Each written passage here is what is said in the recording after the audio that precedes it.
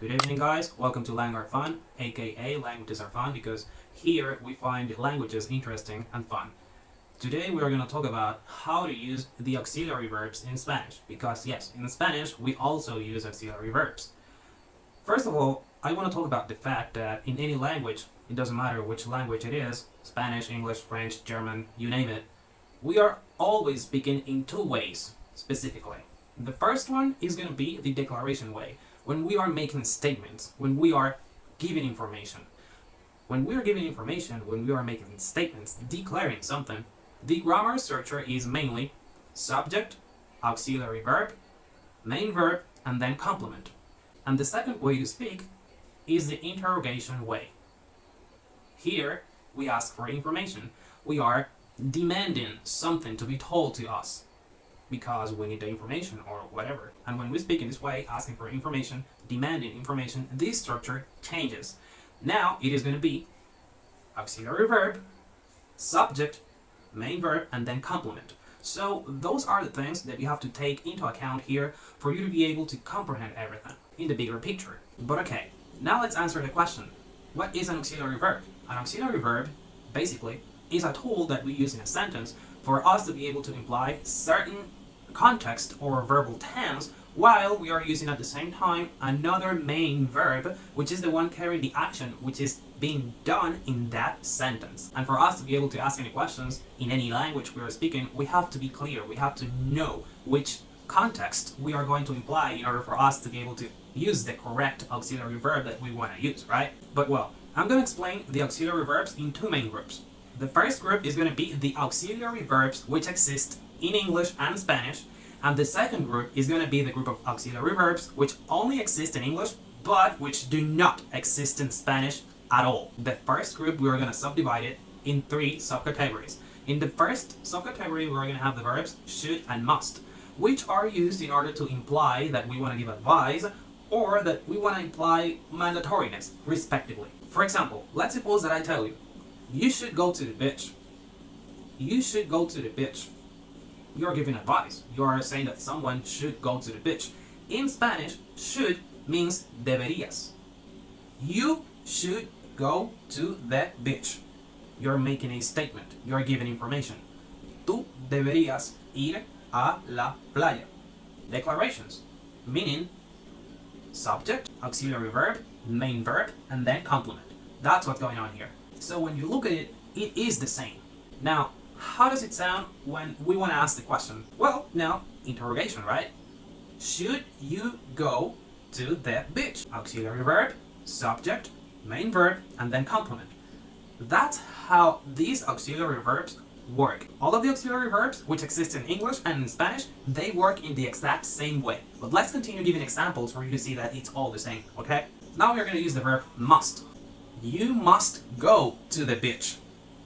Tú debes ir a la playa. Must means deber in Spanish.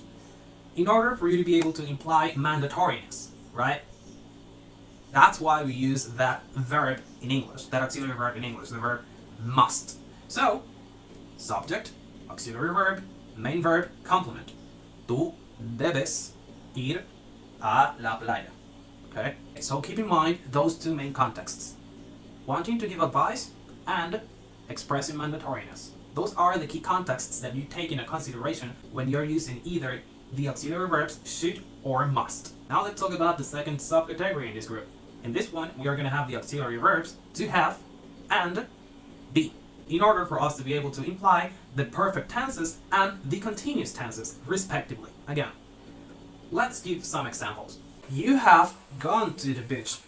Tú has ido a la playa. That's the same declaration structure. Now let's ask a question.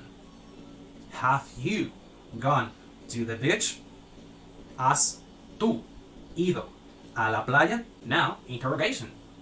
Auxiliary verb, subject, main verb, and then complement. It is important to notice here as well that the main verb is being conjugated with its past participle form because we are using the verb to have in order to form a perfect tense. That happens also in Spanish, okay? Because we are using the past participle in the verb also in Spanish. Has tú ido a la playa? Ido, gone, is the past participle of the verb to go. ir in Spanish. And now let's use the verb to be in order for us to be able to imply the continuous tense. I am going to the beach. Subject, auxiliary verb, main verb, conjugated correctly, in this case with the gerund form, ing. Complement, the same structure. Here, going, in the gerund form in Spanish, it is the equivalent of saying yendo. So any verb that ends in ing in English, in Spanish, it is going to end in endo or ando. For example, yendo, going, caminando, walking. Okay? Well, now that we have clarified that, we see that the structure for the declaration is the same that we talked about at the beginning. Now let's ask a question. Am I going to the beach? Estoy yo yendo a la playa? Auxiliary verb, subject, main verb, and then complement. The same, again. So, as you can see, it doesn't change at all. It's another language, of course, but when you get to the grammar, it's the exact same thing. Now let's go to the third subcategory, which comprehends the verbs that we use in order to imply possibility. Can, could, might, may. Can, in Spanish, is poder. I can, yo puedo. You imply the possibility of you doing something. And then you have these other three verbs, could, may, and might. These three verbs, in Spanish, they all mean the same. They all mean podría, alright? The thing is that, okay, in English, when we use could, might, and may, we want to imply that there is more or less possibility of us doing an action than when using another one of these three verbs. But in Spanish, there's only one possibility. Podría. Period. Podría englobes those three auxiliary verbs, main, could, and might, okay? Now, let's give you some examples. I can go to the beach. I could go to the beach. I might go to the beach. I may go to the beach. Declaration, the same structure. Subject, auxiliary verb, main verb, complement. Now, the question. Can I go to the beach? Could I go to the beach? May I go to the beach? Might I go to the beach? Same thing. Interrogation. Auxiliary verb, subject, main verb, and then complement. Now, we have finished talking about all of these auxiliary verbs which exist in Spanish and in English, and they are used in the exact same way. But then we have the second group, which is the auxiliary verbs which only exist in English but do not exist in Spanish at all, as I said at the beginning of the video. These verbs are the following ones. Do, did, which is the past form of do, will, would, and shall. Okay? Do is used in the present simple, did is used in the past simple, will in the future simple, and would in the conditional simple. And they all mainly only work to make us imply some verbal tense to the sentence. It's not like with the verb be, that we can use the verb be in any kind of verbal tense, such as, for example, present continuous, past continuous, future continuous, conditional continuous, right? In these verbs, do, did, will, and would, we only use them to be able to imply a punctual verbal tense.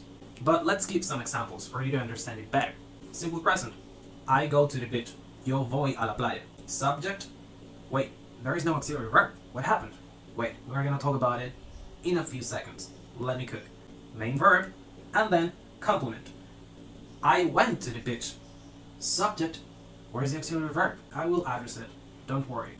Main verb, complement. Then we have I will go to the beach. Okay, we have the auxiliary verb. Yo iré a la playa. Again, subject, auxiliary verb, main verb, complement. I would go to the beach. The same thing. Subject, auxiliary verb, main verb, and complement. Now, with the first two, we can make them sound as the last two ones, okay, when we used will and would.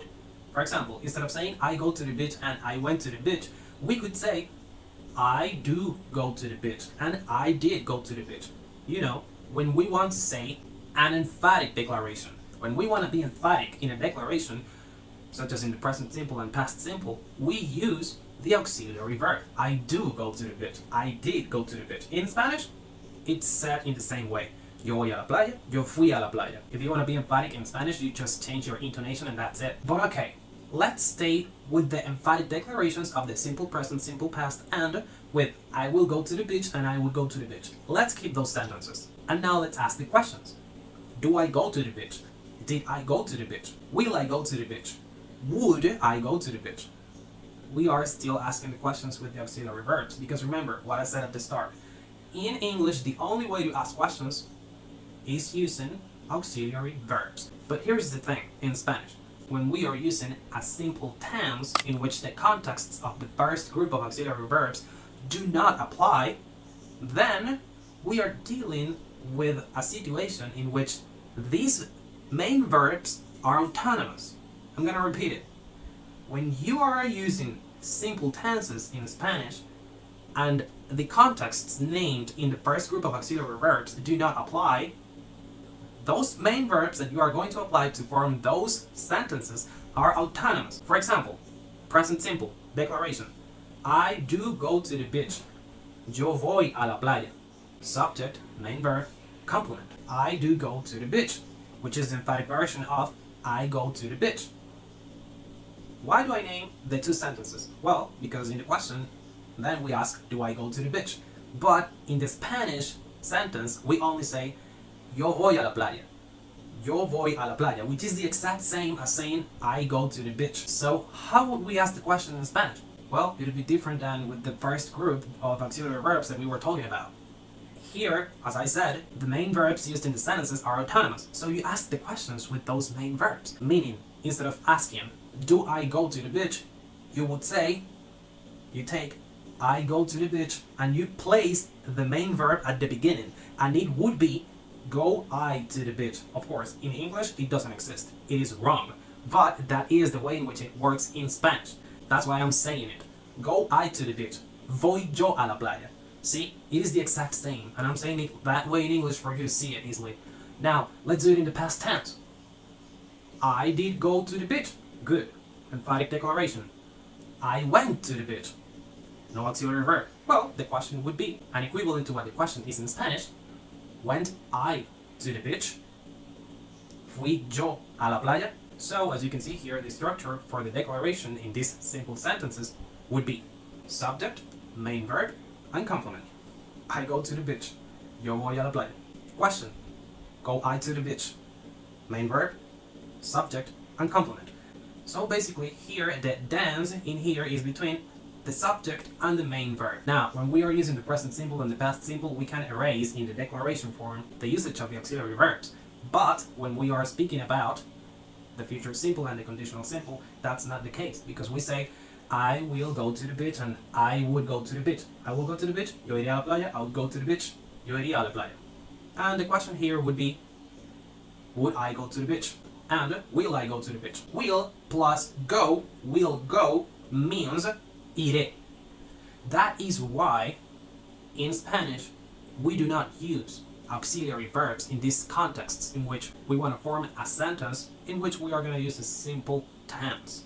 Why? Because in these simple tenses we have conjugations of those verbs, forms of those verbs, in which we don't need the usage of any auxiliary verb.